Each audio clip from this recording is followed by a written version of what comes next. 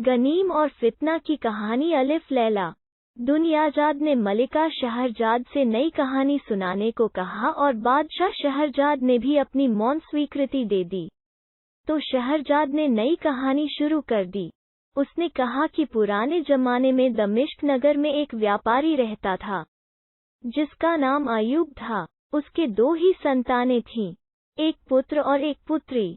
पुत्र का नाम था गनीम और पुत्री का अलकिंद। पुत्री अत्यंत रूपवती और गुणवंती थी, और उसे जो भी देखता उस पर मुग्ध हो जाता। कुछ समय के बाद अयूब बीमार पड़ा और उस बीमारी से उबर न सका। गनीम अभी बिल्कुल नौजवान था। पिता का पूर्ण रूपेण अंतिम संस्कार करने के बाद उसने व्यापार वस्तुओं तथा संपत्ति को संभालना शुरू किया। उसने अपने पिता के गोदाम में जाकर देखा कि बहुत सी गांठें हैं जिन पर बड़े बड़े अक्षरों में बगदाद लिखा है। उसकी समझ में कुछ न आया और उसने अपनी माँ से पूछा कि गठरियों और गांठों पर बगदाद क्यों लिखा है। माँ ने उत्तर दिया, बेटे, तुम्हारे पिता का हर काम बड़ा व्यवस्थित होता था। जिस चीज को जहाँ जाकर बेचना चाहते थे उसकी गांठ पर उस स्थान का नाम लिख देते थे, ताकि व्यापार यात्रा करते समय हर चीज को खोल कर देखने की जरूरत न पड़े और समय का अपव्यय या गड़बड़ी की संभावना न हो। जिन गांठों पर बगदाद लिखा है उन्हें वे बगदाद जाकर बेचना चाहते थे, किंतु इस व्यापार यात्रा पर जाने के पहले ही वे महायात्रा पर चले गए। बगदाद की यात्रा न हो सकी और बगदाद में बेची जाने वाली वस्तुएं यहीं धरी रह गईं। यह कहकर वो अपने पति की याद में रोने लगी। गनीम ने उस समय माता की दशा देखकर कुछ कहना उचित न समझा, किंतु यह बात उसके मन में बैठी रही और एक दिन उचित अवसर पाकर उसने माँ से कहा, पिताजी का छोड़ा हुआ काम मैं पूरा करूंगा। वे यह माल बगदाद नहीं ले जा सके, इसे मैं वहां ले जाकर बेचूंगा। उसकी माँ यह बात सुनकर बड़ी दुखी हुई और बोली, बेटा, अभी तुम्हारी उम्र कम है, तुम इतनी लंबी यात्रा के योग्य नहीं हो। अभी तो मैं तुम्हारे पिता के रंज ही से उबर नहीं पाई हूँ, फिर तुम भी अपने बिछोह का दुख मुझे देना चाहते हो। तुम यात्रा का विचार दिल से निकाल दो। कम मुनाफे पर यह चीजें यहीं दमिश्क के व्यापारियों के हाथ बेच दो। इस लंबी यात्रा में तुम पर बड़ी मुसीबतें पड़ेगी। मुझे यह मंजूर है कि थोड़ी आय में जीवन यापन करें। तुम्हें किसी प्रकार का दुख हो यह मुझे मंजूर नहीं। किंतु गनीम पर अपनी माँ के समझाने बुझाने का कोई असर नहीं हुआ। वो अपनी बात पर अड़ा रहा और कहने लगा कि मैं कब तक घर में घुसा रहूंगा, मुझे भी तो बाहर जाकर व्यापार करने का अनुभव होना चाहिए। उसकी बात गलत नहीं थी। माल काफी था और उसके विक्रय से अच्छा मुनाफा होने की आशा थी। माँ उसे रोकती ही रह गई और वो रुपया लेकर दमिश्क के बाजार को चल दिया। वहां उसने अपना माल संभालने के लिए कुछ दास खरीदे और 100 ऊंट। उन्हीं दिनों 5-6 व्यापारियों का एक काफिला बगदाद को जा रहा था। गनीम ने अपना माल ऊंटों पर लदवाया और इस काफिले के साथ बगदाद शहर की ओर चल पड़ा। यात्रा लंबी थी। मार्ग में सभी लोग थक गए। कई दिन बाद दूर से बगदाद नगर दिखाई दिया। उसे देखकर सब लोग अपनी थकन भूल गए। दूसरे दिन काफिले ने विशाल नगर बगदाद में प्रवेश किया। वे सब लोग एक बड़ी सराय में उतरे। गनीम ने अपना माल उस सराय में उतार दिया, किंतु स्वयं उस भीड़भाड़ में नहीं रहना चाहा। उसने एक अच्छा मकान किराए पर लिया जिसमें एक सुंदर बाग भी था। वो यात्रा में बहुत थक गया था, इसलिए उसने कुछ दिन तक मकान में रहकर आराम किया। जब रास्ते की थकान बिल्कुल जाती रही तो उसने नए कपड़े पहने और वहां के व्यापारियों से मिलने के लिए उस जगह को चल दिया जहां वे लोग व्यापार की बातें करने के लिए एकत्र होते थे। वो अपने साथ अपने माल के नमूने भी 2 दासों के सिरों पर लदवा कर ले गया। व्यापारी उसके पिता को अच्छी तरह जानते थे। उन्होंने उसका प्रेमपूर्वक स्वागत किया। उन्होंने उसके लाए हुए कपड़ों के नमूने भी पसंद किए और उसका सारा माल खरीद लिया। गनीम को अप्रत्याशित लाभ हुआ। उसने अपना सारा दूसरा माल भी उसी दिन बेच दिया, सिर्फ एक गांठ बचा ली। दूसरे दिन अपने घर से निकलकर वो बाजार की सैर करने निकला तो उसे यह देखकर बड़ा आश्चर्य हुआ कि सारी दुकानें बंद थीं। उसने आसपास के लोगों से पूछा कि आज बाजार बंद क्यों है। उसे बताया गया कि अमुक व्यापारी, जो यहाँ के व्यापारियों में सबसे धनी था, आज सवेरे मर गया है। गनीम ने उचित समझा कि उसके अंतिम संस्कार में शामिल हो।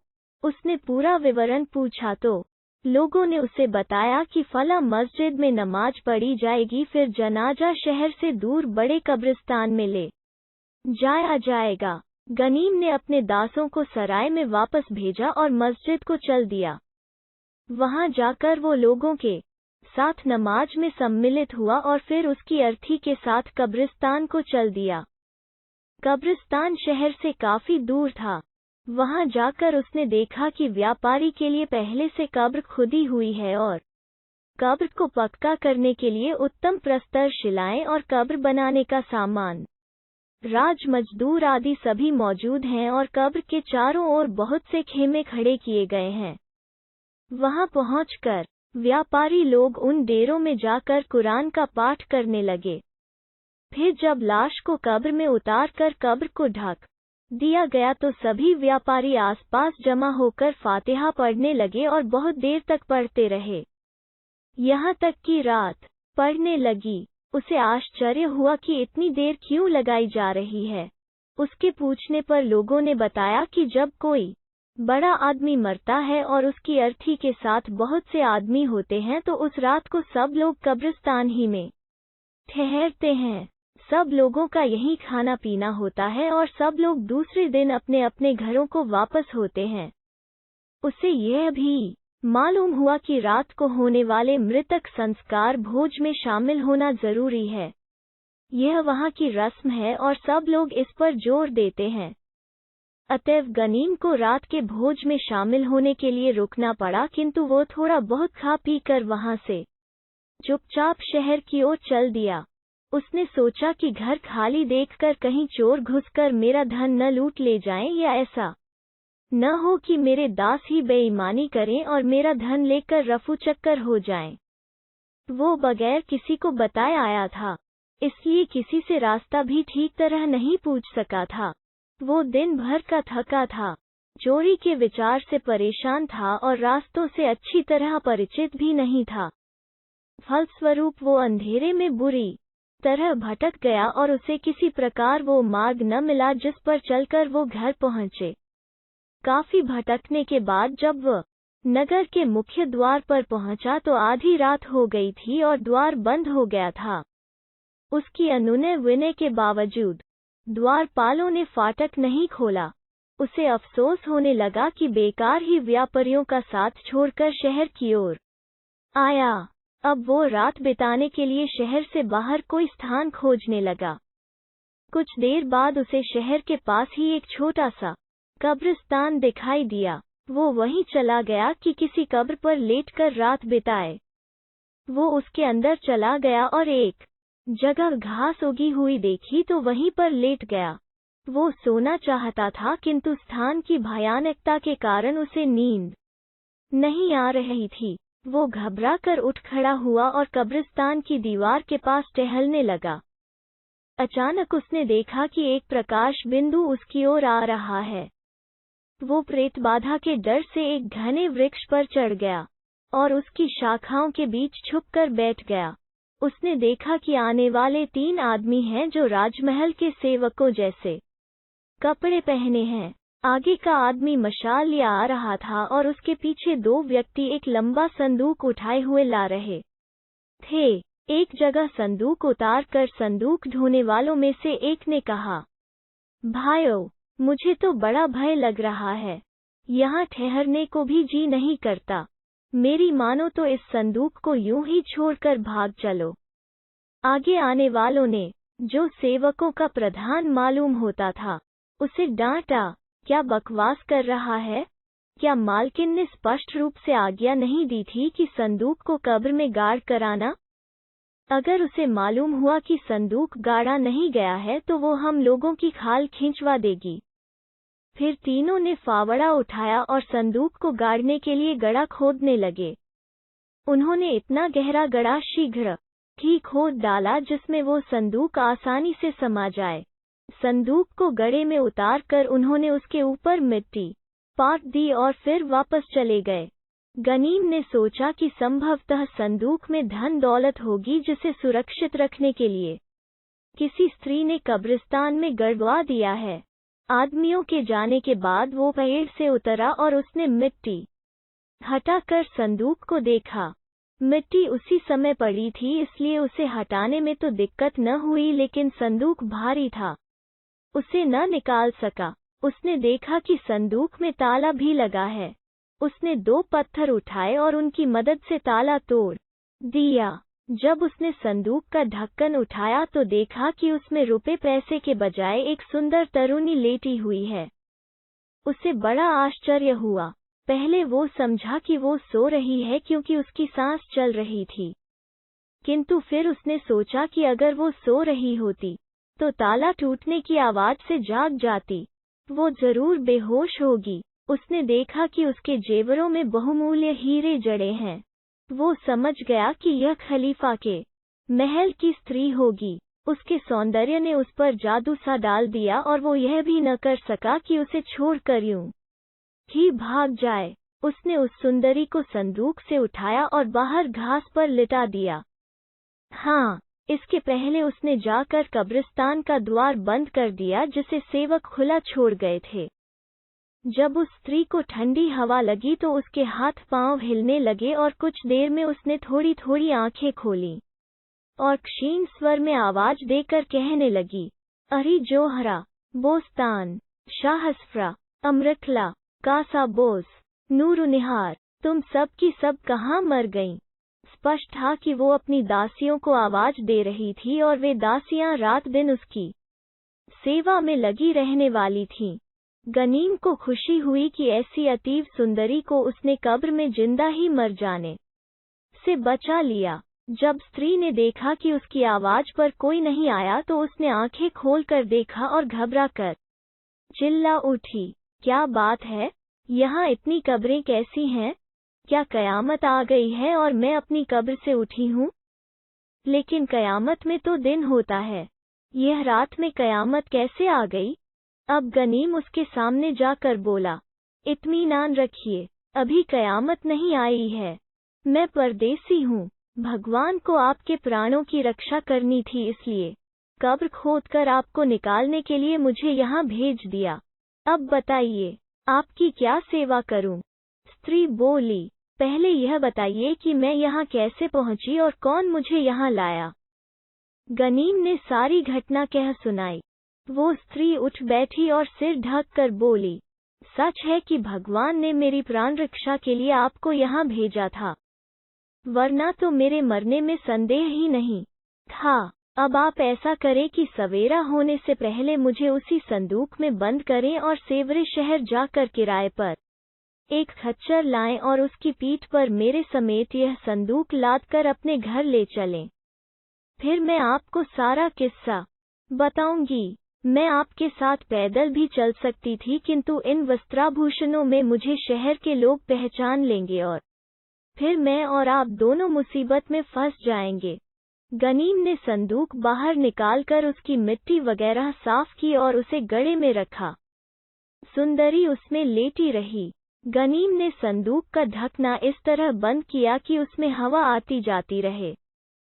सुबह होने पर गनीम शहर गया और एक खच्चर वाले से उसका खच्चर किराए पर मांगा। खच्चर वाले के पूछने पर उसने कहा, कल मैं अपने माल का संदूक लेकर एक खच्चर पर लदवा कर बाहर जा रहा था, किंतु उस खच्चर वाले को कोई और अच्छी कीमत देने वाला मिल गया और वो मेरा संदूक कब्रिस्तान में पटक कर चल दिया। अब मैं वो अपने घर लाना चाहता हूँ। खच्चर वाला उसके साथ कब्रिस्तान आया और संदूक खच्चर पर रखकर गनीम के घर पहुंचा दिया। घर आकर गनीम ने अपने एक गुलाम से दरवाजा बंद करने को कहा। फिर संदूक से उस युवती को निकाला और उसका हाल पूछा कि कैसी तबीयत है। उसने उत्तर दिया कि मैं बिल्कुल ठीक हूँ। फिर गनीम एक गुलाम को लेकर घर से निकला और बाजार में जाकर अपने हाथ से उत्तमोत्तम खाद्य पदार्थ तथा बादशाहों के पीने योग्य मदिरा खरीदी। इसके अलावा अच्छे फल, मिठाइयाँ आदि भी खरीदी। घर आकर सारी खाद्य सामग्री थालियों में सजाकर उस सुंदरी के पास ले गया, किंतु उसने कहा कि मैं अकेले नहीं खाऊंगी, तुम भी साथ में बैठकर खाओ। गनीम विवश होकर उसके पास बैठ गया। खाने के पहले उस सुंदरी ने अपने चेहरे से नकाब उतारा और एक तरफ रख दिया। गनीम की नजर उस पर पड़ी तो वह चौंक उठा। उसमें अंदर की तरफ रेशमी धागे से कड़ हुआ था। मैं खलीफा हारून रशीद की प्रेयसी हूँ और वो मेरा है। गनीम यह देखकर बहुत घबराया कि यह किस मुसीबत को मैं अपने घर ले आया। उसने नम्रतापूर्वक पूछा, सुंदरी, अब तुम मुझे अपने बारे में बताओ कि कौन हो और कैसे कब्रिस्तान में पहुंची। उसने कहा, मेरा नाम फितना है। मैं खलीफा हारून रशीद की प्रेयसी हूँ। मैं अपने बचपन ही से दासी के रूप में खलीफा के महल में आ गई थी। मुझे वहाँ अच्छी शिक्षा मिली और कुछ दिनों ही में मैं सारी कलाओं और विद्याओं में निपुण हो गई। खलीफा ने मेरे उभरते रूप और गुणों को देखा तो मुझसे प्यार करने लगा। उसने एक बड़ा मकान मेरे लिए बनवा दिया और 20 दास दासियां मेरी सेवा के लिए नियुक्त किए। उसने मुझे इतना धन दिया कि मैं शहजादियों जैसी शान शौकत से रहने लगी। खलीफा की विवाहिता रानी जुबैदा है। वो मेरे प्रति खलीफा के बड़े हुए प्रेम को देखकर जलने लगी। उसने इरादा कर लिया कि किसी तरह मुझे मरवा दे। मैं होशियार रहती थी, इसलिए मलिका जुबैदा की कोई चाल न चल सकी। इधर की तरफ खलीफा को किसी शत्रु से निपटने के लिए काफी दिन के लिए बाहर जाना चाहा। जुबैदा ने उसकी अनुपस्थिति का लाभ उठाया। उसने मेरी एक दासी को भारी इनाम देकर तोड़ लिया। उस नमकहराम दासी ने कल रात को शरबत में मुझे बेहोशी की दवा दे दी। जब मैं बेहोश हो गई तो उसने मुझे इस ताबूत में बंद कर दिया। रानी के सेवक आकर मुझे ले गए और जीते जी ही कब्र गाड़ आए। किंतु भगवान को मंजूर था कि मुझे अभी जीवित रखे, इसलिए उसने तुम्हें उस कब्रिस्तान में पहले ही से पहुंचा दिया। तुमने मुझे बचा लिया, लेकिन अपनी मौत का सामान कर लिया। कोई चमत्कार ही हो तो तुम बच सकोगे। गनीम यह सुनकर और घबराया और पूछने लगा कि मुझे किस अपराध पर मारा जाएगा। फितना बोली, अगर जुबैदा को मालूम होगा कि तुमने मुझे बचाया है तो वो तुम्हें और मुझे दोनों को मरवा डालेगी। अगर उसे न मालूम हुआ तो खलीफा युद्ध से वापस आने पर मेरी कब्र पर जाएगा और वहां मेरा ताबूत न पाकर सारे नगर बल्कि देश देशांतर में मेरी खोज करवाएगा। जब उसे मालूम होगा कि तुमने मुझे अपने मकान में रखा है तब वह तुम्हें मरवा देगा। गनीम ने कहा, मतलब यह है कि मैं किसी तरह बच नहीं सकता। फितना ने कहा, इतना निराश होने की भी जरूरत नहीं है। जब तक घर के लोग ही भेद न दे, कोई किसी और का हाल कैसे जान सकेगा। गनीम ने कहा, यहाँ तो कोई भेद देने वाला नहीं है। पहले तो मेरे दासों की किसी से जान पहचान भी नहीं है कि उस पर तुम्हारा भेद प्रकट करें। फिर सभी लोग जानते हैं कि धनवान अविवाहित पुरुष अपने पास रखैले रखते हैं। तुम्हें भी यह लोग यही समझेंगे। इतना इत्मीनान होने के बावजूद गनीम इस बात का ध्यान रखता कि उसके अपने दास फितना के सामने जहां तक हो सके न आए। उपर्युक्त बातचीत के बाद एक दास ने दरवाजा खटखटाया तो गनीम स्वयं बाहर आया। दास उसकी आज्ञानुसार बाजार से भोजन सामग्री लाया था। गनीम ने सारी चीजें उसके हाथ से खुद लेकर फितना के सामने रखीं। उससे कहा, तुम यहाँ खाओ पियो, मैं अभी आता हूँ। यह कहकर वो बाजार गया और फितना के लिए 2 दासियां और उत्तमोत्तम वस्त्राभूषण ले आया। फितना इन्हें पाकर बहुत खुश हुई और बोली, वाह मेरे मालिक, आप मेरा इतना ख्याल रखते हैं। गनीम ने कहा, मेरे लिए ऐसा संबोधन न करो, मैं इतने सम्मान के योग्य नहीं हूँ। मैं तो तुम्हारे सेवक जैसा हूँ। फितना बोली, यह आप क्या कहते हैं? मैं तो आपको मालिक से भी बढ़कर कुछ कहूँ तो उचित होगा। आपने भयंकर मृत्यु से मेरी रक्षा की है। मैं कितना कुछ भी करूँ, सारे जीवन आपका एहसान नहीं उतार सकती। मेरी दशा में यह कैसे संभव है कि मैं आपको अपने दास जैसा समझूं? गनीम यह सुनकर मुस्कुरा कर रह गया। गनीम और फितना दोनों एक दूसरे से प्रेम करने लगे थे, फिर भी दोनों को मालूम था कि मर्यादा के बंधन उनका शारीरिक संबंध न होने देंगे। कारण यह था कि फितना खलीफा की संपत्ति थी और बादशाह की संपत्ति का उपयोग कोई प्रजाजन नहीं कर सकता। शाम होने पर गनीम ने घर के अंदर दिए जलवाए और भूमि पर स्वच्छ चादरें बिछाकर उस पर बढ़िया शराब और फल लाकर रखे। बगदाद वासियों की साधारण रीति यह थी कि दिन में रोटी, मांस आदि ठोस पदार्थ खाते थे और रात को केवल फल खाते थे और शराब पीते थे। जब दोनों ने 2-2 3-3 पात्र मदिरा के पी लिए तो इन्हें नशा चढ़ने लगा और उन्होंने मस्ती में गाना शुरू कर दिया। पहले गनीम ने सद्यहर्चित श्रृंगारिक गीत सुनाए, फिर फितना ने भी इसी प्रकार सद्यहर्चित गीत सुनाए। काफी देर तक वे एक दूसरे के बाद इसी तरह गाते रहे। जब काफी रात बीत गई तो गनीम फितना को एक कमरे में सुलाकर स्वयं दूसरी जगह जाकर सो रहा। अब उन दोनों की दिनचर्या यही हो गई थी।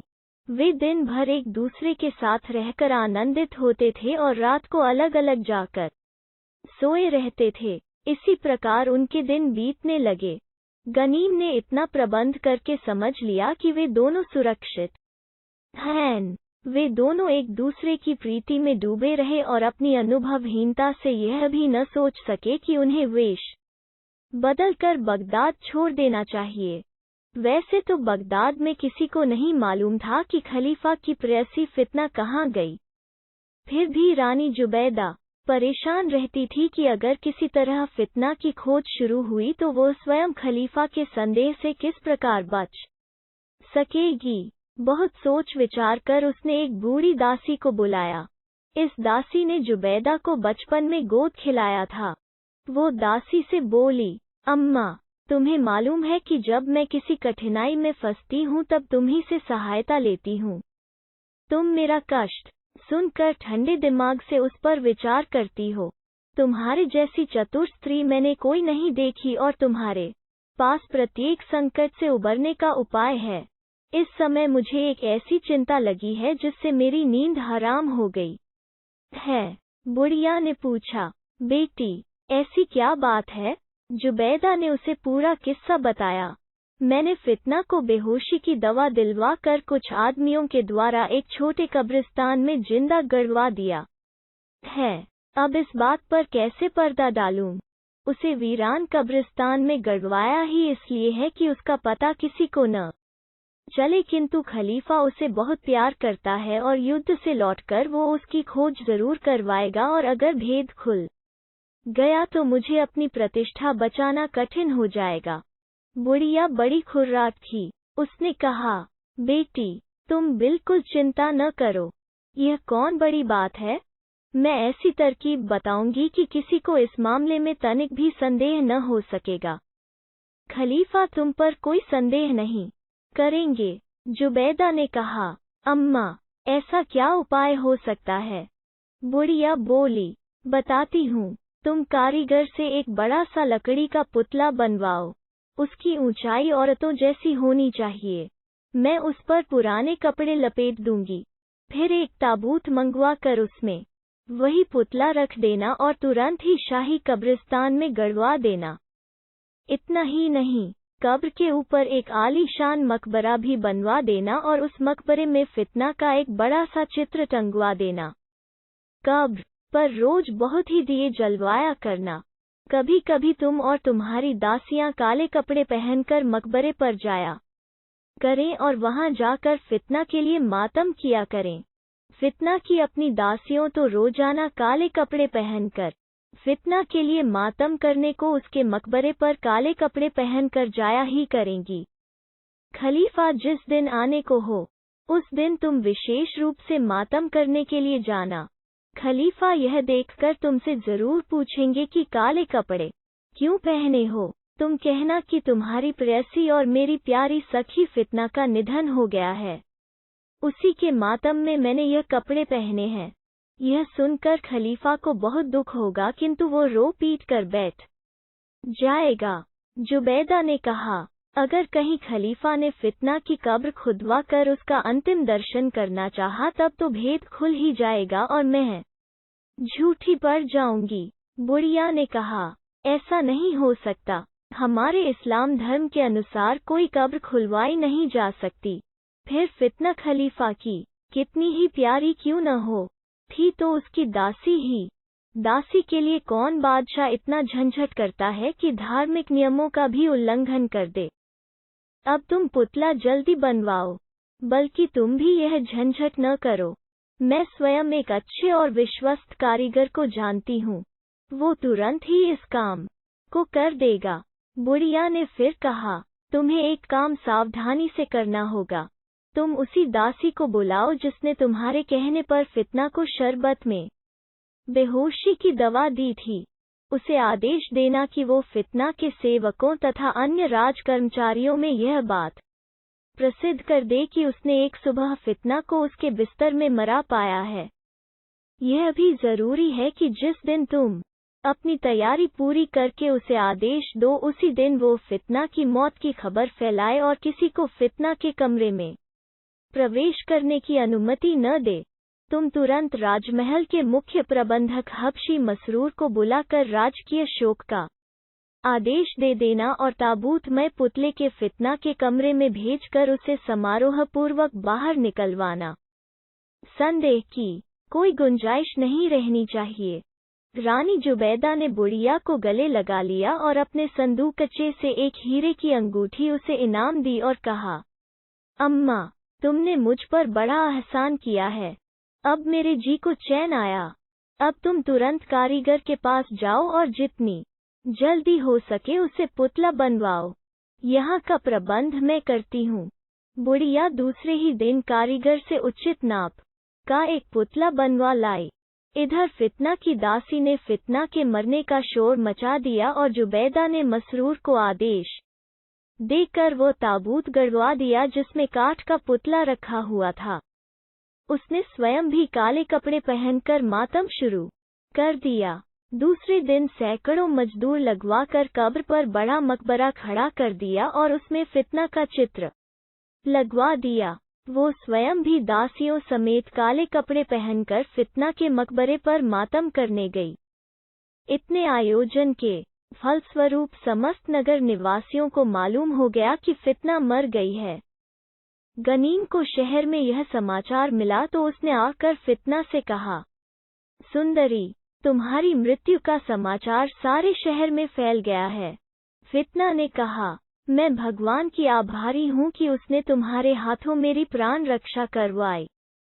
भगवान की कृपा रही तो वे सब लोग जो इस समय मेरे विरुद्ध षड्यंत्र कर रही हैं शर्मिंदा होंगे।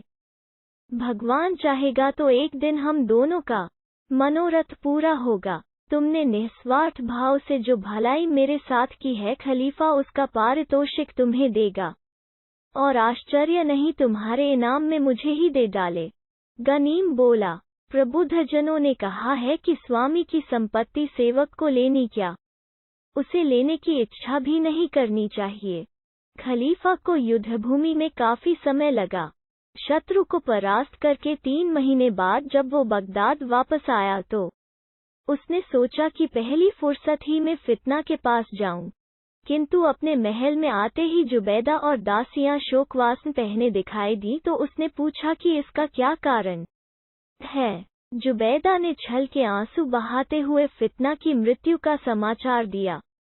खलीफा इसे सुनकर मूर्छित होने लगा तो मंत्री जाफर ने उसे संभाला। खलीफा की तबीयत कुछ संभली तो उसने पूछा कि फितना को कहाँ दफन किया गया है। जुबैदा ने कहा कि मैंने शाही कब्रिस्तान में उसके लिए अच्छी कब्र बनवाई है और उस पर एक शानदार मकबरा बनवाया जिसमें फितना का चित्र भी रखा है।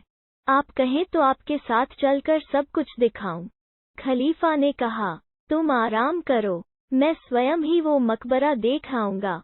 खलीफा मसरूर को लेकर गया तो देखा कि बड़ी सुंदर कब्र और मकबरा मौजूद है और वहां बहुत से दिए जल रहे हैं। उसे यह देखकर आश्चर्य हुआ कि सौतिया दाह होने पर भी जुबैदा ने फितना के अंतिम संस्कार के लिए ऐसा आयोजन किया है। उसने सोचा कि यह संभव है कि जुबैदा ने फितना को निकाल दिया हो और इस बात को छुपाने के लिए उसकी मौत का ढोंग रचाया हो।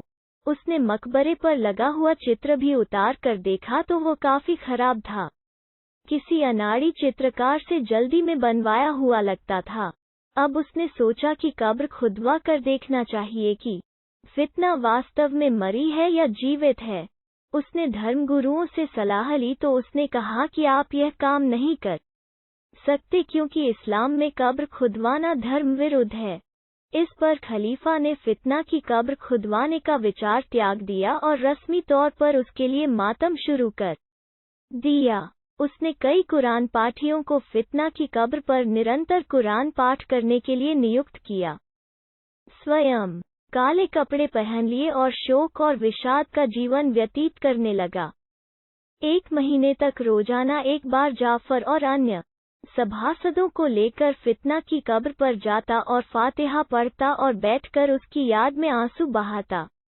इस सारी अवधि में उसने राज्य प्रबंध भी नहीं देखा और सारे समय रुदन और विरह विलाप करता रहा। 40 दिनों के बाद मातम खत्म हुआ। खलीफा ने खुद काले कपड़े उतारे और दूसरों से भी मातमी लिबास उतारने को कहा। इस सारे समय में वो कभी ठीक से सोया नहीं था, इसलिए बहुत थका हुआ था। वो अपने शयन कक्ष में गया और पलंग पर जाकर सो रहा। थकन और जगाई के बावजूद उसको गहरी नींद नहीं आई। शयन कक्ष में 2 दासियां मौजूद थीं ताकि खलीफा उठकर जो आज्ञा दे उसका पालन करें। एक उसके सिरहाने की ओर बैठी थी, उसका नाम नूरुनिहार था। दूसरी पैंताने की तरफ बैठी थी, उसका नाम निकहत था। दोनों समय काटने के लिए कशीदाकारी कर रही थीं। पहली ने खलीफा को सोता जानकर कहा, मुझे एक शुभ संवाद मिला है जिससे खलीफा खुश होंगे। फितना मरी नहीं है। निकहत ने आश्चर्य से उच्च स्वर में कहा, है, फितना जिंदा है। उसकी ऊंची आवाज से खलीफा जाग गया और डांट कर बोला, बदतमीजो, तुमने शोर करके मुझे क्यों जगाया? दासी ने कांपते हुए उत्तर दिया, हुजूर, मेरा अपराध क्षमा करें, मैंने आपके आराम में विघ्न डाला। किंतु इस दूसरी दासी ने बात ही ऐसी कही थी जिससे मेरी आवाज ऊंची हो गई। इसने कहा है कि आपकी प्रेयसी फितना मरी नहीं है, जीवित हैं। खलीफा ने नूरुनिहार से पूछा तो उसने हाथ जोड़कर कहा, सरकार, मुझे आज शाम ही को फितना का लिखा हुआ एक पत्र मिला है। मैं चाहती थी कि आपके शयन कक्ष में आते ही वह पत्र आपको दिखाऊं क्योंकि उसमें फितना ने सारा हाल लिखा है। किंतु आप बहुत थके हुए थे, इसलिए मैंने सोचा आपके जागने पर सारा हाल आपको बताऊं। खलीफा ने कहा, तू बड़ी बेवकूफ है, इतना महत्वपूर्ण पत्र छुपाए रही। अभी निकाल कर वो पत्र मुझे दे। और हाँ, तुझे वो पत्र मिला कहाँ? नूरुनिहार ने बताया, मैं महल के बाहर एक काम से गई थी, तभी एक आदमी मेरे हाथ में यह पत्र देकर चला गया। मैं उससे कुछ पूछ तो क्या पाती, उसकी सूरत भी ठीक तरह से नहीं देख सकी। यह कहकर उसने वो पत्र दे दिया। खलीफा ने देखा कि पत्र फितना ही की हस्तलिपि में है। उसमें उसने अपने जीते जी गाड़े जाने और फिर गनीम द्वारा बचाए जाने का विवरण लिखा था और यह भी लिखा था कि गनीम बड़े सद्भाव से मेरी सेवा करता है। खलीफा को पत्र पढ़कर न फितना के जीवित होने की प्रसन्नता हुई, न जुबैदा की हरकत पर क्रोध आया। उसे क्रोध आया तो गनीम पर जिसने उसकी प्रेयसी को घर में डाल रखा था।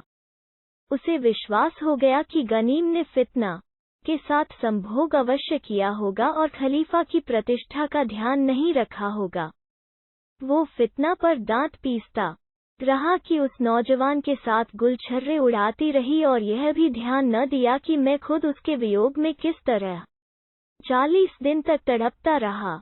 रात में तो उसने किसी से कुछ नहीं कहा, लेकिन दूसरे दिन दरबार में जाकर उसने प्रधानमंत्री जाफर को बुला कर कहा, आज मैं तुम्हारी मुस्तैदी की परीक्षा लेता हूँ। तुम 4000 सिपाहियों को लेकर अमुक मोहल्ले में जाओ। वहाँ दमिश्क का एक जवान व्यापारी गनीम रहता है। उसके पिता का नाम अयूब है। उसने मेरी प्रेसी फितना को रख छोड़ा है। तुम जाकर गनीम को पकड़ो और उसके हाथ पैर बांध कर ले आओ। और ध्यान रहे कि फितना भी हाथ से निकलने न पाए। उसे भी पकड़ कर ले आना, किंतु उसे बांधना नहीं।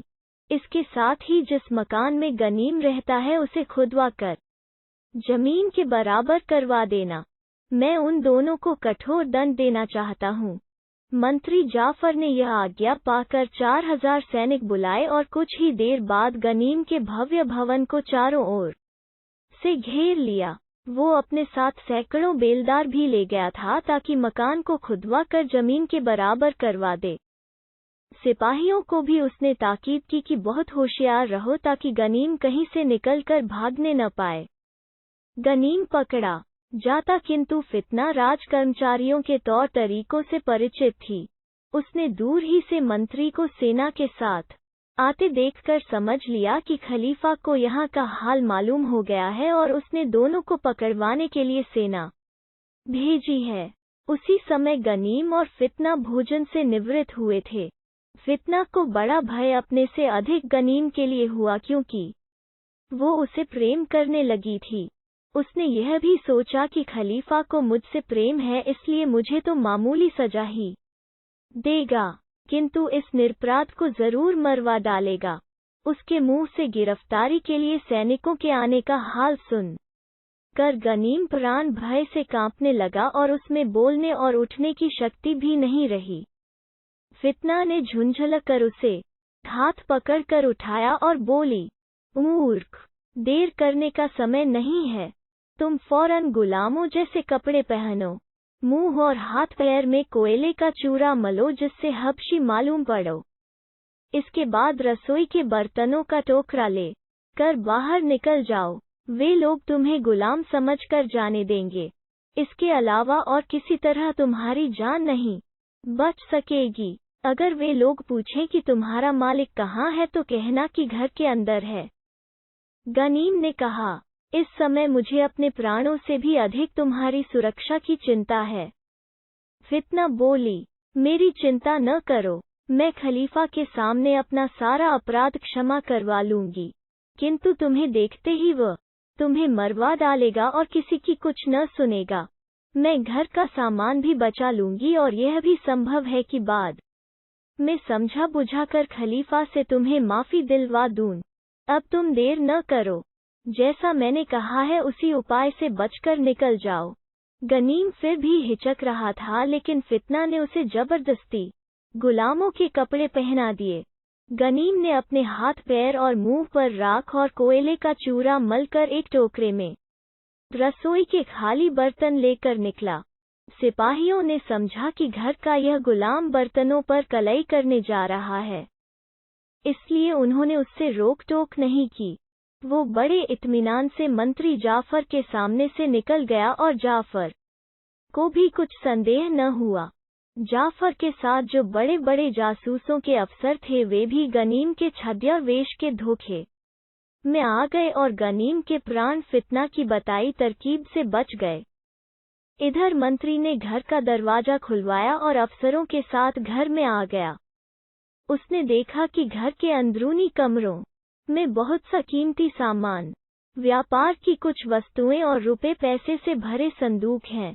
वो सारा माल गनीम का था। फितना मंत्री को देख कर कांपती हुई उठी जैसे कि उसे मृत्युदंड सुनाया जा रहा है। फिर वो मंत्री के पैरों के सामने गिर पड़ी और बोली, खलीफा ने अगर मेरे बारे में कोई आदेश दिया हो तो कृपया मुझसे कहें, मैं उसका तत्काल पालन करूंगी। मंत्री ने सविनय प्रणाम किया और कहा, सुंदरी, मुझे खलीफा ने यह आदेश देकर भेजा है कि मैं तुम्हें उन तक पहुंचाऊं और यह भी कहा है कि इस मकान के मालिक गनीम नामक व्यापारी को पकड़कर उनके सामने ले चलूं। उन्होंने यह भी आदेश दिया है कि इस घर को खुदवा कर जमीन के बराबर करवा दूं। फितना ने कहा, मैं तो मौजूद ही हूँ, मुझे खलीफा के सामने पहुंचा दो। जहां तक गनीम का सवाल है, वो 1 महीना से अधिक हुए व्यापार के लिए बाहर चला गया है। शायद दमिश्क गया हो। जाते समय वो अपना रुपया, पैसा और मूल्यवान वस्तुएं मेरे सुपुर्द कर गया कि मैं इनकी रखवाली करूं। आप इस माल असबाब को भी खलीफा के ताशखाने में पहुंचा दीजिए और फिर घर का जो चाहे कीजिए। मंत्री जाफर ने यही किया। उसने पहले मकान की तलाशी ली किंतु गनीम कहीं नहीं मिला। फिर उसने मजदूरों के सिरों पर रखवा कर गनीम की सारी संपत्ति राजमहल में पहुंचा दी।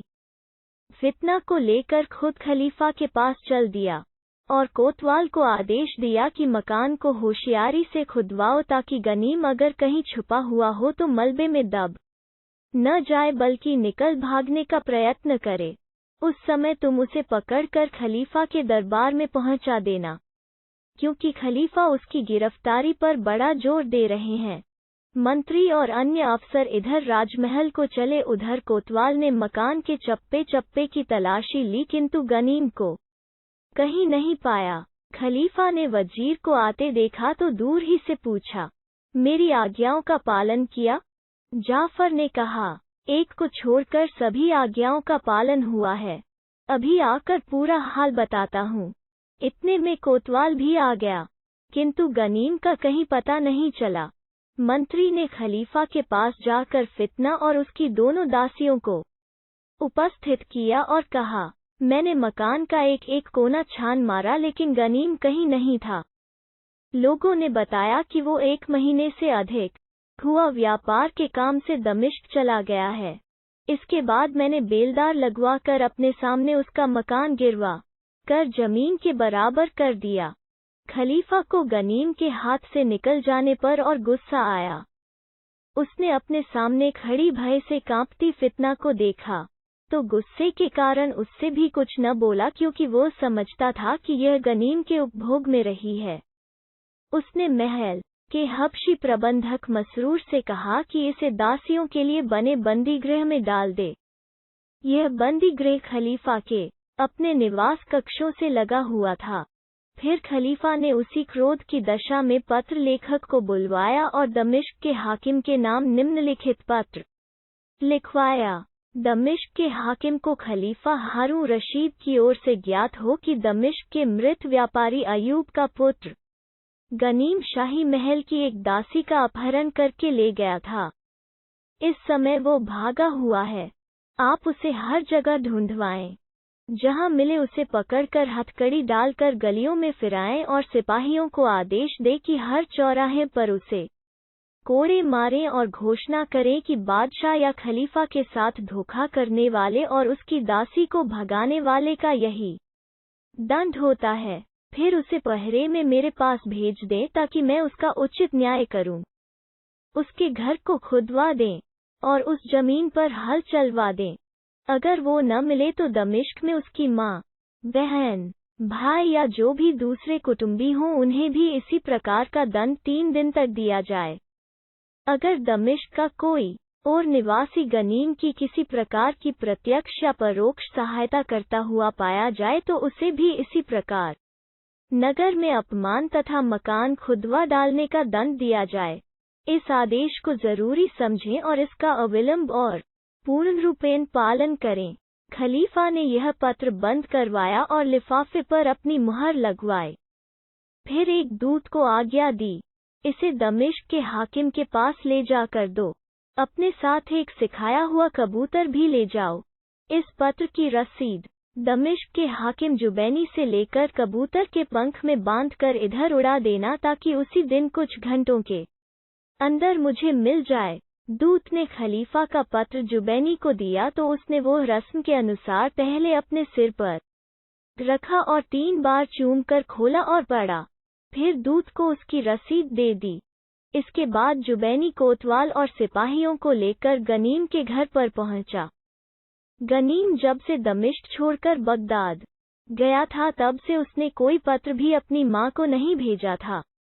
जो व्यापारी उसके साथ गए थे उन्होंने भी बताया कि गनीम उनसे अलग रहने लगा था। बहुत दिनों तक उसका पता न चलने से माँ ने सोचा कि वो मर गया है।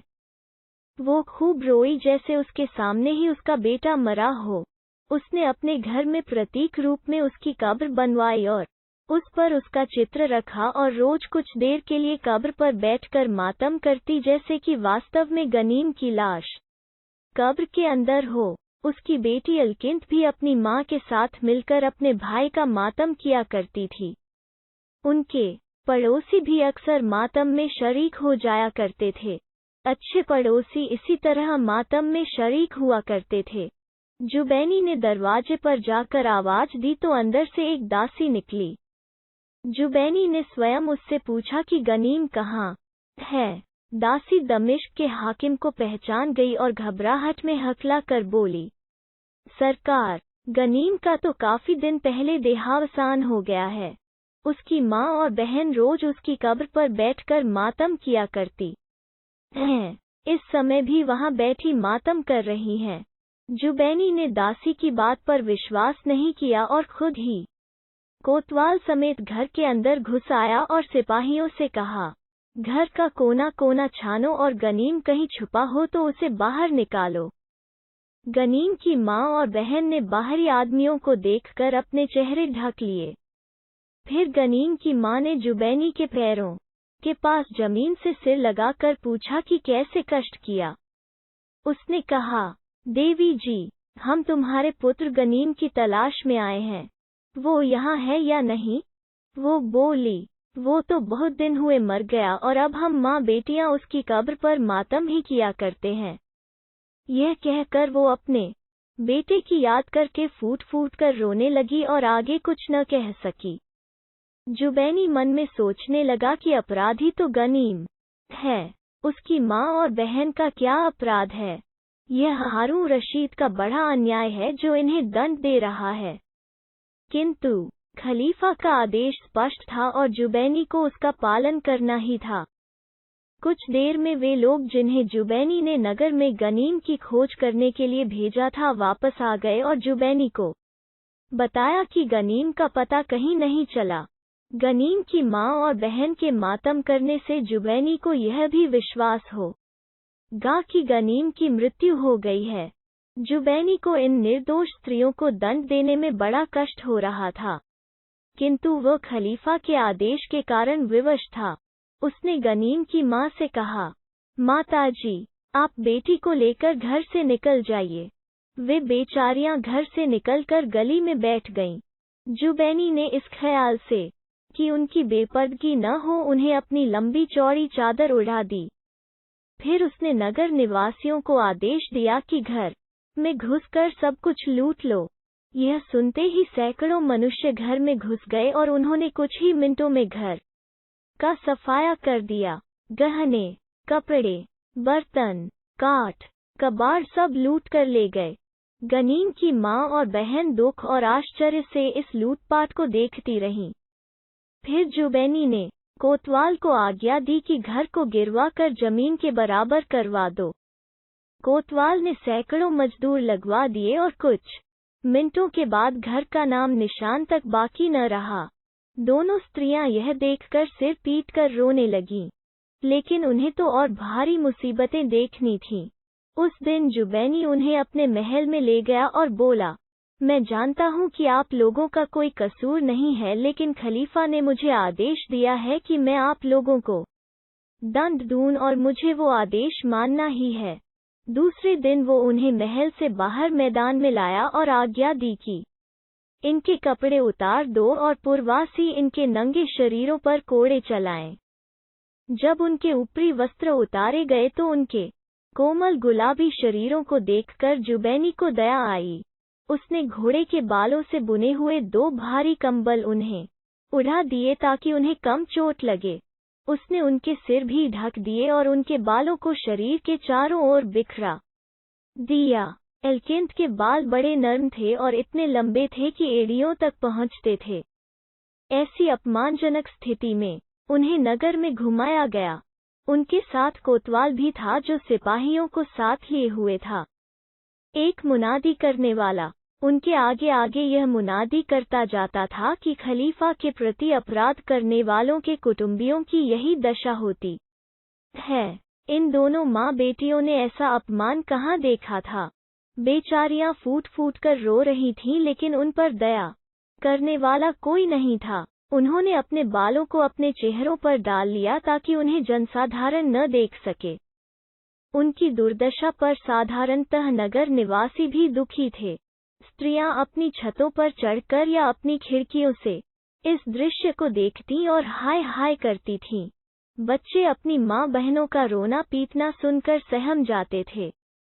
विशेषतः लोगों को अलकिंद की इस दशा पर बहुत दुख था, क्योंकि वो नवयुवती और अतीव सुंदरी थी। दिन भर उन्हें नगर में इसी अपमान के साथ घुमाया गया और कोड़े मारे गए। शाम को फिर उन्हें जुबैनी के महल में लाया गया। उस समय थकन, चोटों और अपमान के दुख से दोनों बेहोश हो गईं। दमिश्क के हाकिम जुबैनी की पत्नी को उनकी इस दशा पर तरस आया। जुबैनी ने खलीफा के आदेश के अनुसार आज्ञा दी थी कि गनीम की माँ और बहन की कोई व्यक्ति सहायता न करे, किंतु जुबैनी की पत्नी ने गुप्त रूप से उनकी सहायता के लिए अपनी दासियां भेजीं। इन दासियों ने उन बेहोश पड़ी औरतों के मुंह पर गुलाब जल के छींटे दिए और उनकी आंखें खोलने पर उन्हें शरबत पिलाया। इसके बाद वे दोनों उठकर बैठ गईं। दासियों ने उन्हें पंखा झला और बताया कि तुम लोगों की यह दशा देखकर जुबैनी की बेगम को बहुत दुख हुआ है और उन्होंने हम लोगों को इसलिए यहाँ भेजा है कि तुम लोगों की यथासंभव सहायता करें, यद्यपि खलीफा के आदेश के अनुसार तुम्हारी सहायता करने वाला भी दंड का भागी होगा। गनीम की मां जुबैनी की पत्नी के प्रति देर तक आभार प्रकट करती रही और उसे दुआएं देती रही। फिर उसने पूछा कि हाकिम जुबैनी ने हम लोगों को इतना दंड तो दिया, लेकिन यह नहीं बताया कि मेरे बेटे ने खलीफा के प्रति ऐसा कौन सा अपराध किया था जिसका यह दंड हमें मिला है। दासियों ने कहा, हमने तो यह सुना है कि तुम्हारा पुत्र गनीम खलीफा की एक अति सुंदर प्रेयसी को ले भागा है। उसी कारण खलीफा ने तुम लोगों को यह दंड देने का आदेश दिया है। अब तुम यह तो जानती ही हो कि खलीफा के आदेश का उल्लंघन नहीं किया जा सकता, इसलिए हमारे मालिक जुबैनी ने विवश होकर तुम्हें यह दंड दिया है। वैसे हमारे मालिक को तुम्हारे निर्दोष होने के कारण तुम्हें दंड देने का बहुत बड़ा दुख है, और हमारी मालकिन तथा हम लोगों को भी तुम्हारे लिए बड़ा खेद है, लेकिन इस मामूली मदद के अलावा हम लोग तुम्हारी और कुछ सहायता नहीं कर सकते। गनीम की मां ने कहा, यह तो मैं कभी नहीं मान सकती कि मेरे बेटे ने वो अपराध किया होगा जिसका दोष उस पर लगाया गया है। मैंने उसे बचपन ही से उसकी शिक्षा और आचार व्यवहार के प्रशिक्षण पर बहुत परिश्रम किया है। विशेष रूप से हम लोगों ने उसे इस बात की पूरी शिक्षा दी है कि बादशाहों और अमीर उमरा के साथ किस प्रकार का बर्ताव करना चाहिए। अपहरण जैसा लफंगों का काम उससे हो ही नहीं सकता। फिर भी यह सुनकर हमें बड़ी प्रसन्नता हुई कि वो भागा हुआ है, क्योंकि इसका अर्थ यह है कि वो जीवित है। हम तो उसे मरा ही समझ बैठे थे। अगर वो जीता है तो हमें अपनी दुर्दशा और अपमान का कोई दुख नहीं। हम उसके लिए बड़ा से बड़ा कष्ट उठा सकते हैं। हाकिम जुबैनी ने जो कुछ किया, हमें उसकी कोई शिकायत नहीं है। एल्किंद को भी अच्छी तरह होश आ गया था। वो अपनी माँ की बातें सुनकर उसके गले से लिपट गई और बोली, अम्मा, तुमने बिल्कुल ठीक कहा। अगर भाई जिंदा है तो मैं उसके पीछे और भी कष्ट भोगने के लिए तैयार हूँ। इसके बाद दोनों माँ बेटी फूट फूट कर रोने लगीं। जुबैनी के महल की दासियों को भी दुख हुआ और वे भी रोने लगीं। फिर इन दासियों ने उन्हें भोजन करने को कहा। उनकी इच्छा तो नहीं थी, किंतु दासियों के बहुत कहने सुनने से उन्होंने थोड़ा बहुत भोजन पेट में डाल लिया। खलीफा का आदेश था कि उन लोगों को 3 दिन तक सार्वजनिक अप्रतिष्ठा का दंड दिया जाए। अतएव जुबैनी ने दूसरे दिन भी उन्हें उसी प्रकार नगर में अपमानपूर्वक फिराने का आदेश दिया। किंतु अब नगर निवासी इस बेकार बात से बहुत ऊब चुके थे। वे अपना काम धंधा बंद करके शहर के बाहर चले गए। उनकी स्त्रियों ने भी घरों के दरवाजे और खिड़कियां बंद कर लीं। इस प्रकार सार्वजनिक अपमान का उद्देश्य ही पूरा नहीं हुआ। जुबैनी के इशारे पर उन लोगों पर सिपाहियों की मार भी दिखाने भर की पड़ी। उसके अगले दिन भी दंड की यह रस्म पूरी की गई। उस दिन भी नगर में सन्नाटा रहा। इसके अगले दिन जुबैनी ने आज्ञा देकर घोषणा करवाई कि कोई नगर निवासी इन दोनों स्त्रियों को अपने यहाँ शरण न दे, वरना खलीफा के द्वारा निर्धारित दंड का भागी होगा। साथ ही आज्ञा दी कि इन दोनों को नगर की सीमा से बाहर कर दिया जाए ताकि यह जहाँ चाहे चली जाएं। पहले वे दोनों नगर निवासियों के पास ही गईं कि कुछ सहायता ले, किंतु सभी को डर था कि खलीफा के आदेश से जुबैनी उन्हें दंड देगा, इसलिए जिसके पास जाती वो या तो उन्हें दुत्कार कर भगा देता या खुद भाग जाता। 2-4 जगह यह व्यवहार देखकर गनीम की मां ने बेटी से कहा, इस शहर में हमें कोई भी व्यक्ति आश्रय नहीं देगा। सभी को अपनी जान की पड़ी है। यहाँ तो शरण क्या, कोई हमें भीख भी नहीं देगा जिससे हम पेट भर सकें। अब इसके अलावा और कोई उपाय नहीं है कि हम किसी अन्य देश में जाएं।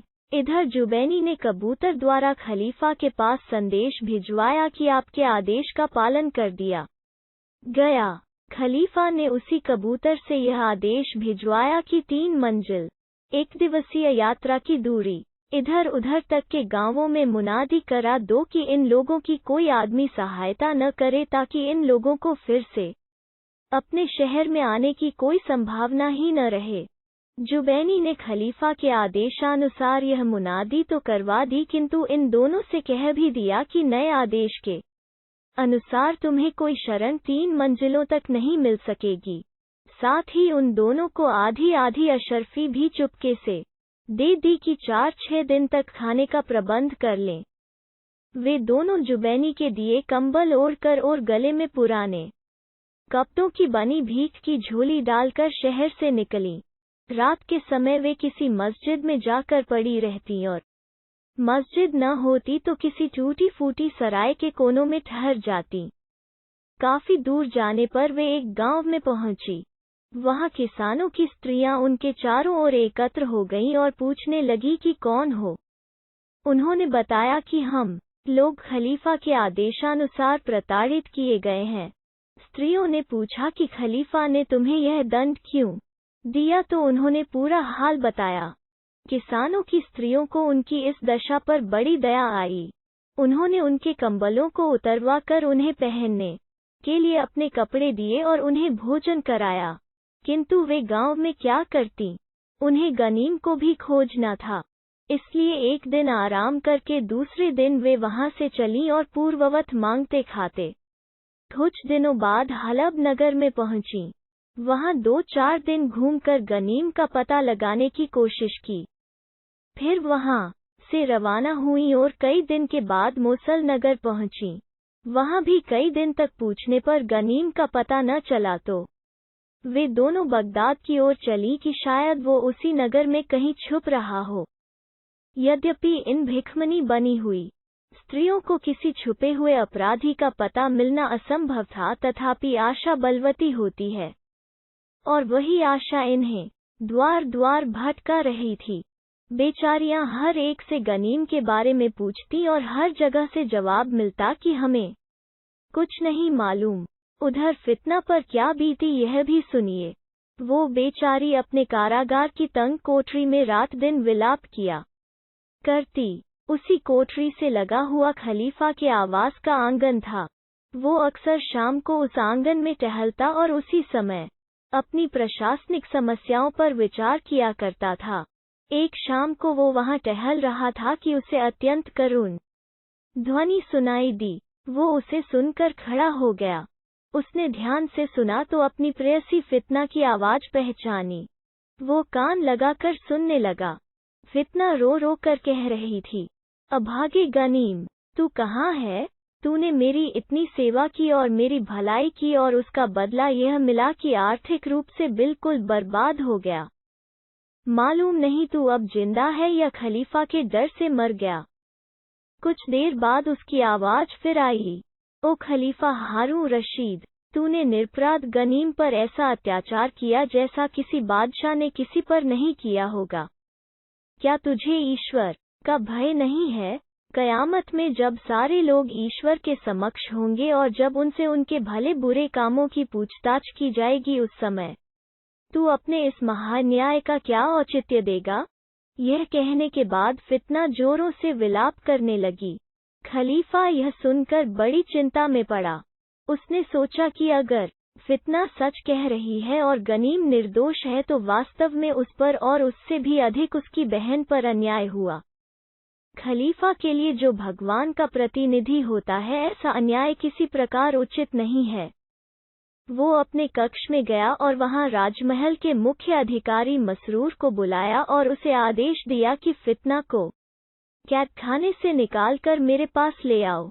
मसरूर को फितना से स्नेह था। वो ये आदेश पाकर बड़ा प्रसन्न हुआ और फितना के पास जाकर बोला, सुंदरी, चलो, तुम्हें खलीफा ने बुलाया है। मुझे विश्वास है कि अब तुम कैद से छूट जाओगी। फितना तुरंत ही तैयार हो गई और मसरूर ने उसे खलीफा के सामने पेश कर दिया। खलीफा ने उसे देखते ही पूछा, तुमने यह कैसे कहा कि कयामत में मैं ईश्वर को मुंह नहीं दिखा सकूंगा? मैंने किस निरपराध व्यक्ति को हानि पहुंचाई है? तुम्हें मालूम है कि मैं न्याय के लिए प्रसिद्ध हूं और किसी पर भी अन्याय नहीं करता, न किसी और को अन्याय करने देता हूं। फितना समझ गई कि वो अभी जो विलाप कर रही थी उसे खलीफा ने सुन लिया है। वो जमीन से सिर लगाकर बोली, मालिक, मेरे मुंह से कुछ अनुचित निकला हो तो मैं क्षमा चाहती हूँ। यह जरूर कहूंगी कि दमिश्क का व्यापारी गनीम रंच मात्र भी अपराधी नहीं है। उसने मेरे प्राण बचाए और मुझे अपने घर में आराम से रखा।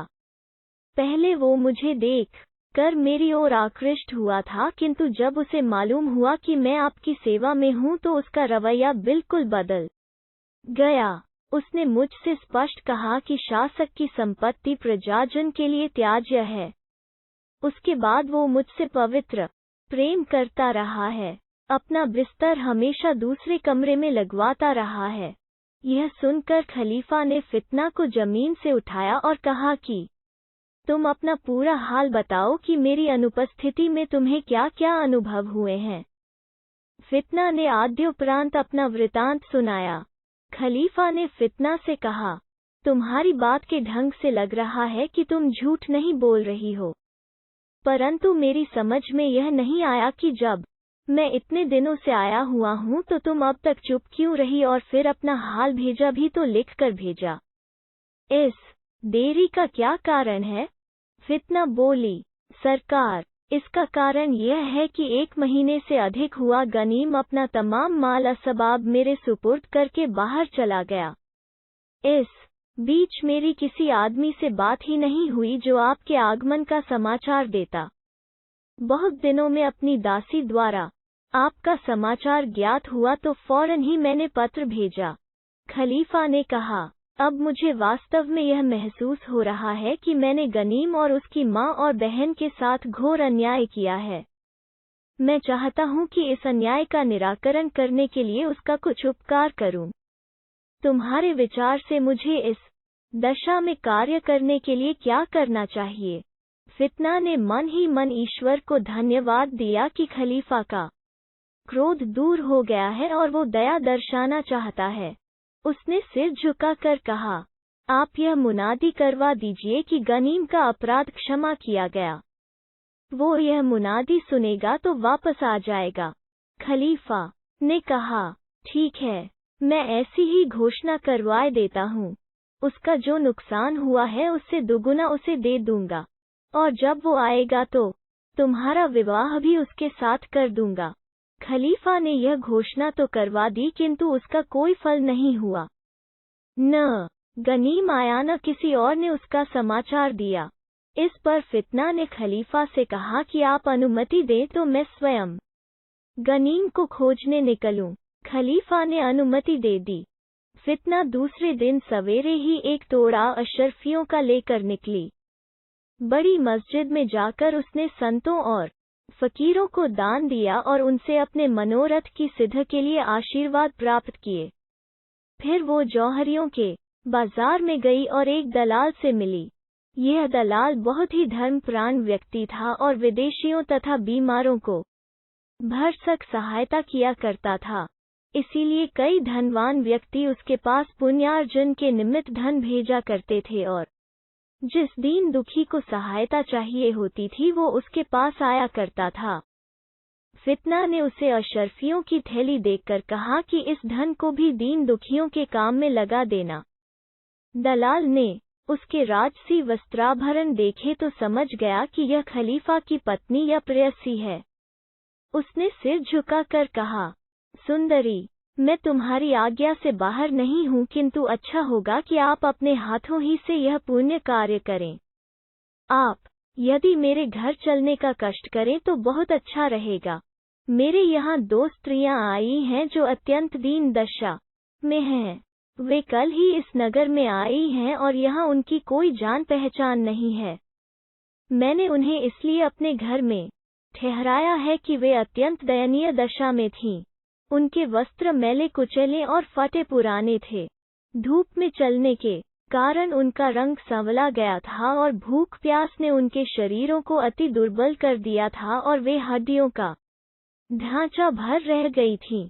मैंने उन्हें अपनी पत्नी के सुपुर्द कर दिया कि वो उनकी अच्छी तरह देखभाल करे। मेरी पत्नी ने उन्हें गर्म पानी से नहलाया और सुखद शैया बिछवा कर उन्हें आराम करने को कहा और पहनने के लिए उचित वस्त्रादि दिए। उनकी ऐसी खराब हालत थी कि मैंने उनसे उनका हाल पूछना ठीक नहीं समझा। अब आप उचित समझें तो मेरे घर पधार कर उनका हाल पूछ लें। दलाल ने अपने घर का पता बताया तो फितना ने अपना शाही टट्टू तुरंत उस ओर दौड़ा दिया। दलाल भी उसके साथ दौड़ने लगा। फितना ने कहा, आप इस प्रकार न दौड़िए। आप जैसे सज्जन व्यक्ति के साथ मैं यह व्यवहार नहीं करना चाहती। आप अपना एक दास मेरे साथ कर दीजिए और स्वयं बाद में धीरे धीरे आइए। दलाल ने अपना दास साथ कर दिया और फितना दलाल के घर जाकर सवारी से उतरी। दास ने अंदर जाकर सूचना दी कि एक बादशाही महल की महिला मिलने आई है। दलाल की पत्नी यह सुनकर जल्दी से उठी कि घर के दरवाजे पर जाकर राजमहिषी का स्वागत करे।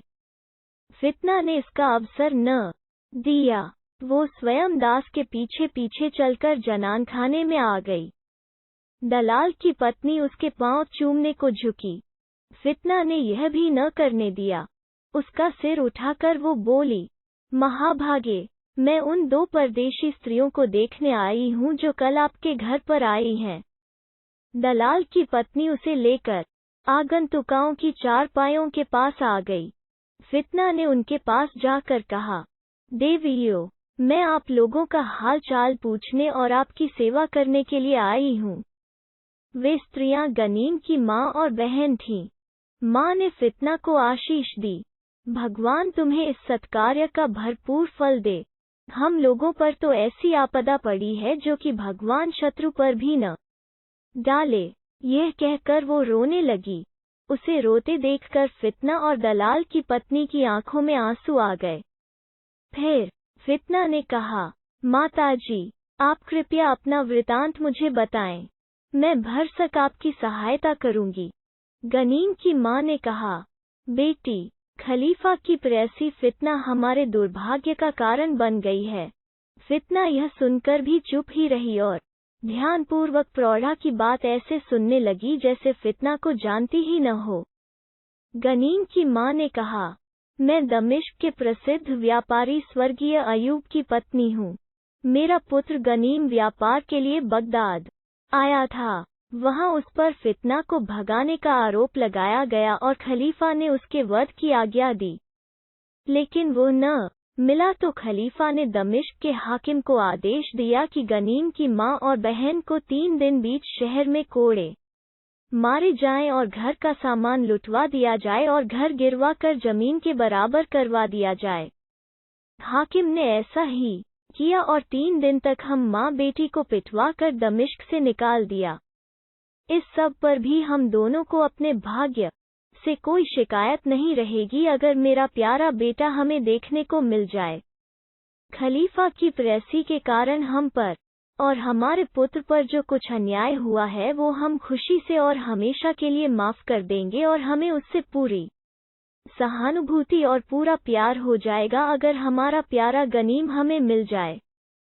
फितना बोली, माताजी, मैं ही वो अभागी फितना हूँ जो तुम्हारे दुर्भाग्य का कारण बनी, किंतु मेरे दुर्भाग्य से आप लोगों की जितनी प्रतिष्ठा नष्ट हुई है भगवान चाहेगा तो उससे दुगुनी बनेगी और जो कुछ तुम्हारी धन हानि हुई है उसके बदले कई गुना धन तुम्हें मिलेगा।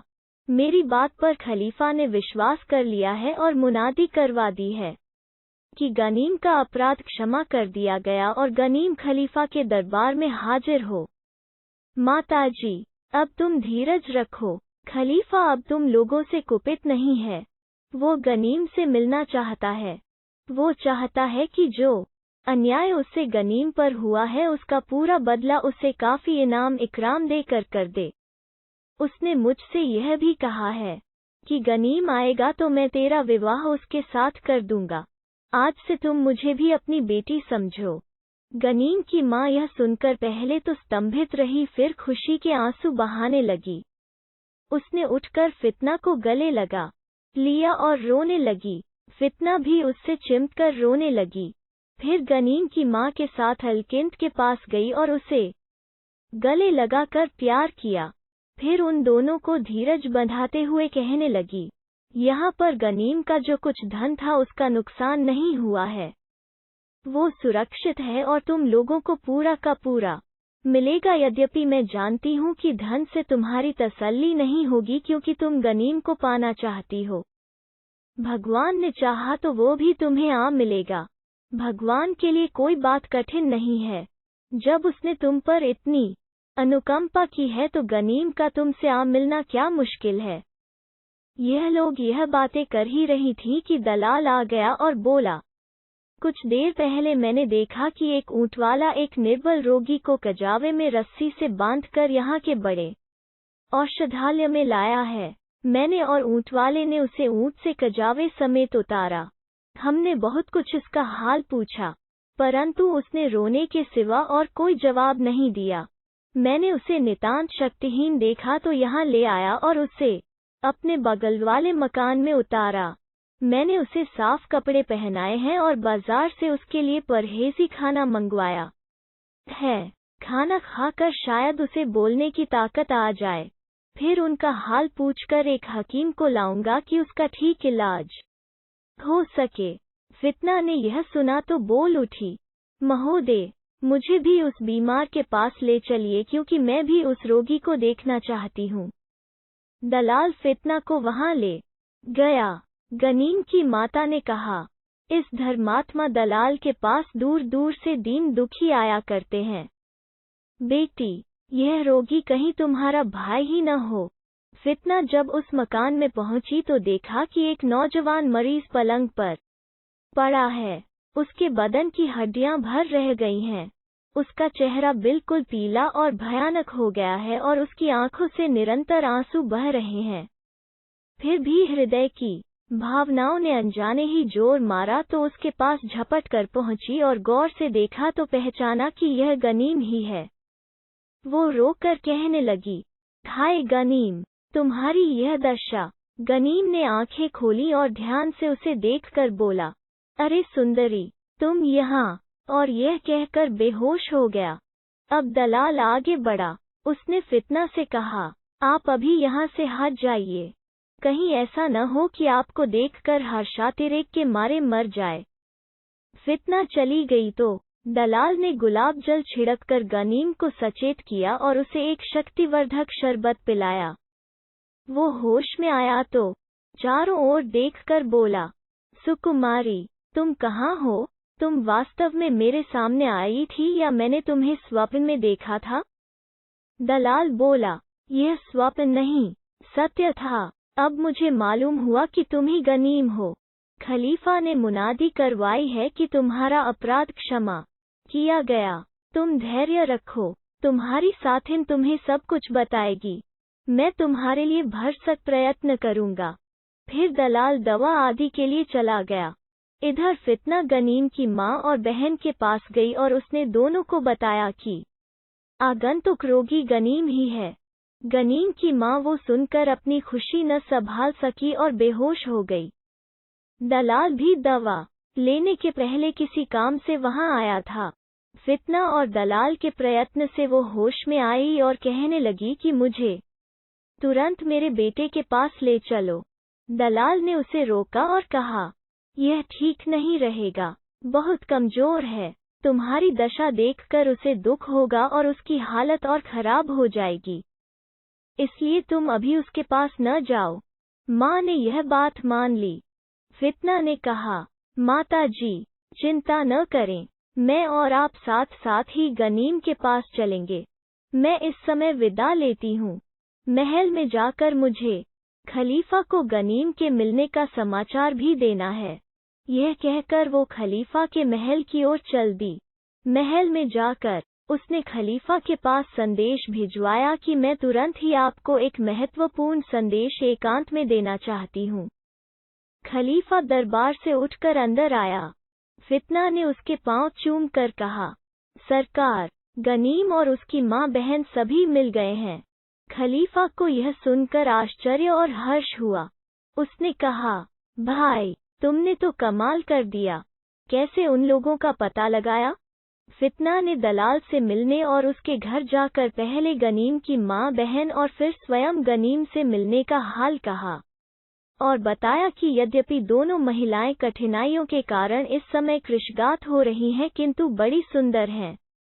खलीफा ने मन में निश्चय किया कि उन्हें देखूंगा और उनके सारे अपमान की भरपाई कर दूंगा। उसने फितना से कहा, मैं तुम्हें गनीम के साथ जरूर ब्याह दूंगा। अब तुम जाओ, उन सब को यहाँ लाओ। दूसरे दिन सुबह फितना अधीरतापूर्वक दलाल के घर पहुंची और गनीम का हाल पूछा। दलाल ने कहा, क्षमादान की बात सुनकर उसकी दशा संभल गई और अब उसे आपके वियोग के अलावा कोई कष्ट नहीं है। हाँ, वो यह लालसा रखता है कि शीघ्रातिशीघ्र आपको और अपनी माँ बहन को, जिनका उल्लेख मैंने कर दिया है, देखे। यह सुनकर फितना पहले अकेली ही गनीम के पास गई। उसकी माँ और बहन को उसने कमरे के बाहर ही छोड़ दिया और कहा कि मैं बुलाऊं तब अंदर आना। फितना के साथ दलाल भी था। उसने कहा, दोस्त, यही वो सुंदरी है जिसे देखकर कल तुम अचेत हो गए थे और बाद में कह रहे थे कि शायद मैंने स्वप्न देखा है। अब इससे अच्छी तरह मिलो। गनीम ने फितना की ओर देखा और कहा, मेरी प्यारी मित्र, पहले तुम यह बताओ कि तुम महल छोड़कर मुझसे मिलने किस तरह आई। मैं तो समझता हूँ कि खलीफा एक क्षण को भी अपने पास से जाने नहीं देता। उसने तुम्हें कैसे आने दिया? फितना ने कहा कि मैं खलीफा की पूर्ण अनुमति से यहाँ आई हूँ और उसने मुझसे यह भी वादा किया है कि तुम्हारे साथ मेरा विवाह करवा देगा।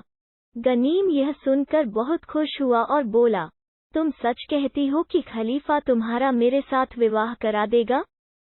क्या इतनी सुखदायी बात संभव है? फितना ने कहा, इसमें आश्चर्य की तो बात ही नहीं है। खलीफा ने तुम्हें मरवा देने की जो आज्ञा दी थी वह गलत संदेह के आधार पर थी। जब तुम उसके हाथ न लगे तो उसने दमिश्क के हाकिम को आदेश दिया कि दमिश्क वाला तुम्हारा घर खुदवा कर जमीन के बराबर करवा दिया जाए, तुम्हारी संपत्ति लुटवा दी जाए और तुम्हारी माँ और बहन को 3 दिन तक सड़कों पर कोड़े लगवा कर दमिश्क से निकलवा दिया जाए। बाद में जब उसे मुझसे मालूम हुआ कि उसके सम्मान के ख्याल से तुमने मुझसे संबंध स्थापित नहीं किया था तो वो अपने जल्दबाजी में लिए हुए अन्याय पर लज्जित हुआ और अब सोच रहा है कि जैसे भी हो सके अपने अन्याय का प्रतिकार करे। गनीम ने विस्तार से अपनी माँ और बहन के बारे में पूछा। फितना ने बताया तो वो रोने लगा। फितना ने कहा, जो हो गया उसे भूल जाओ, अब रोने की जरूरत नहीं, तुम्हारी माँ और बहन यहीं हैं। गनीम ने कहा कि उन्हें अंदर क्यों नहीं लाती? फितना ने बुलाया तो दोनों अंदर दौड़ी आईं और गनीम को गले लगाकर देर तक रोती रहीं। दलाल ने उन सभी को धीरज बंधाया। फिर गनीम ने अपना पूरा हाल बताया। उसने कहा, खलीफा के भय से बगदाद से भागकर मैं एक गांव में जाकर छुपा रहा।